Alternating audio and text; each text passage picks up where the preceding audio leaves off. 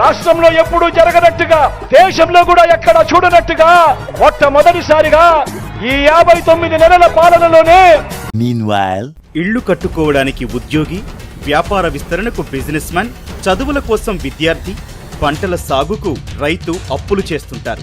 మరి జగన్ సీఎం అయ్యాక ఎందుకు భారీగా అప్పులు చేశారు? చెప్పు, ఏదో ఒక్కటి చెప్పు.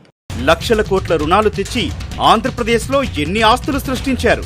తెచ్చిన అప్పులతో ఆస్తులు సృష్టించకపోగా చేసిన అప్పులు తీర్చేందుకు మళ్లీ అప్పులు చేయాల్సిన దారుణ స్థితికి రాష్ట్రాన్ని దిగజార్చారు.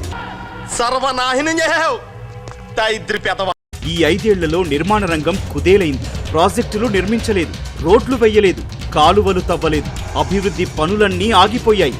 ఇది రాష్ట్ర పరిస్థితి అధ్యక్ష.